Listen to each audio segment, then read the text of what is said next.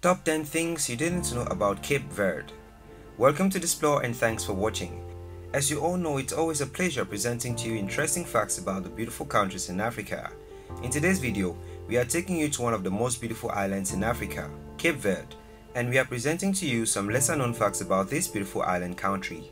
Cape Verde, officially the Republic of Cabo Verde, is an island country spanning an archipelago of 10 volcanic islands in the Central Atlantic Ocean. It forms part of the Micronesia ecoregion, along with the Azores, Canary Islands, Madeira, and the Savage Isles. Located 570 kilometers west of the Cape Verde Peninsula off the coast of northwest Africa, the islands cover a combined area of 4,033 kilometers square. The Cape Verde archipelago was uninhabited until the 15th century when Portuguese explorers discovered and colonized the islands, establishing the first European settlement in the tropics. Ideally located for the Atlantic slave trade, the islands grew prosperous throughout the 16th and 17th centuries, attracting merchants, privateers, and pirates. The end of the transatlantic slavery in the 19th century led to economic decline and immigration. Cape Verde gradually recovered as an important commercial center and stopover for shipping routes. Incorporated as an overseas department of Portugal in 1951, the islands continued to campaign for independence, which was achieved in 1975. If you are new here, welcome. Be sure to subscribe and turn on notifications so you don't miss any of our videos.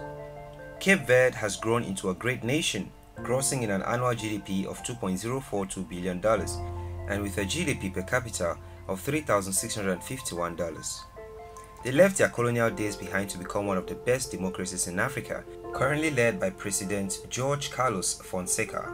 Cape Verde is known for its beauty, football, and economy, but here are the top 10 things you probably didn't know about Cape Verde. Number 1. Island Santa Luzia is uninhabited. The island of Santa Luzia is uninhabited, which means you can only visit from Calhau. Located on the east coast of Sao Vicente Island, you can rent a fishing boat for the day and make your way across this 2-hour crossing. This island is celebrated for its beautiful white beaches and high sand dunes. Santa Luzia is the group's smallest island and also uninhabited for almost all of the past 2 centuries. Today, it's a nature reserve and home to a lizard found only here, which makes tourists, explorers, and geographers fascinated by the island. Number 2. Cape Verde has pledged to run on 100% renewable energy by 2020. Cape Verde had pledged to supply the nation's entire power needs through renewable energy by this year, 2020. Currently, the nation's 500,000 populace have to import all their fossil fuels since Cape Verde has no mineral deposits and very little arable farmland. But it does get a lot of wind and sun. The government wants to capitalize on these natural resources. It hopes that the country will eventually no longer have to depend on imports for power. To this end, it has set up Project Cabiolicato to deliver wind power across all populated islands. Currently, 30 wind turbines located on 4 islands supply about 25% of the electricity needed. This figure can peak at 35% of demand supplied. The aim is to stop using fossil fuels altogether, which will cut down carbon emissions as well as create jobs. 20% of Cape Verde nationals live in poverty, so the drive towards total renewable energy will help the national economy too. Number 3. Santiago is home to a 500-year-old church. Cape Verde has the oldest colonial church in the tropics, which is situated in Cidade de Vela on Santiago Island. The 500-year-old ruins contain over 1,000 bodies, most of them slaves buried underneath it since it was a hub of the African slave trade for almost 300 years. Through this dubious trade, it became the second richest city in the Portuguese Empire.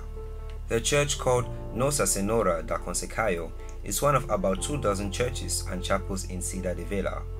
Before the Portuguese colonized it in the late 15th century, Cape Verde comprised of simply 10 barren islands of volcanic rock before the colonists brought civilization to Cape Verde and built the church on the bend of a river. Perhaps not surprisingly, in time, it was destroyed by flooding.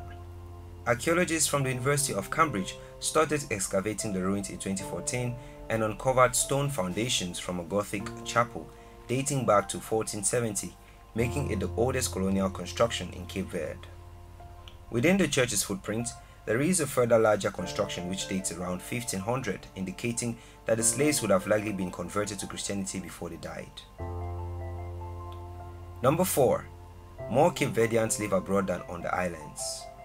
According to 2015 estimates from the CIA, the population of Cape Verde is approximately 525,000, but due to immigration, more Cape Verdeans live abroad than at home. In the USA alone, there are more than 350,000 immigrants living predominantly on the East Coast. Massachusetts and Rhode Island have the highest concentration of Cape Verdean immigrants in all of America.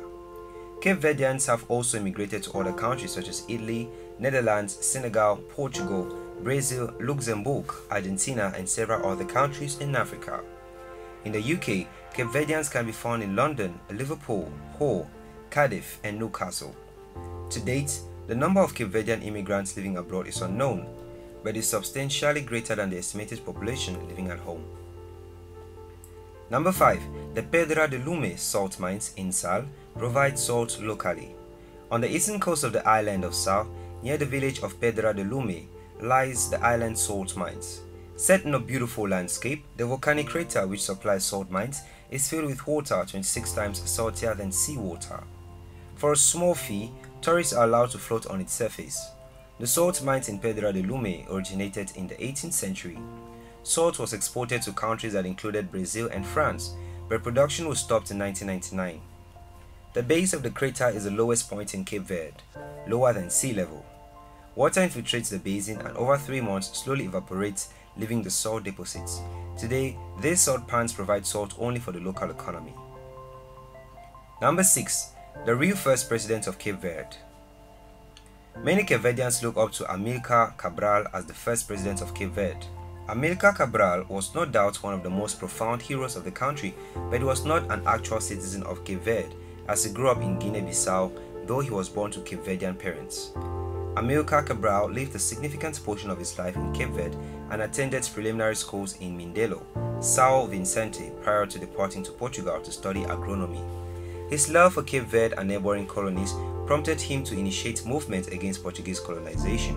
Amilcar Cabral was the founder and leader of the African Party for the Independence of Guinea and Cape Verde, which led movements against Portuguese colonization and paved the way for independence for both Guinea-Bissau and Cape Verde.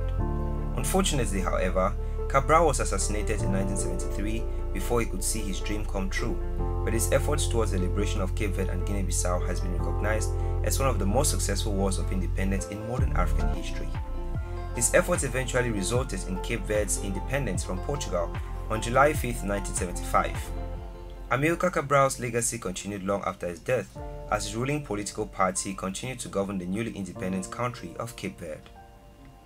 Aristides Pereira was a member of this party and officially became the first and non-elected president of the country. Number 7. At one point in history, Cape Verde was home to the largest port in all of the Atlantic. Porto Grandin, Cape Verde, had the biggest harbour port in all of the Atlantic, which is named Porto Grandin.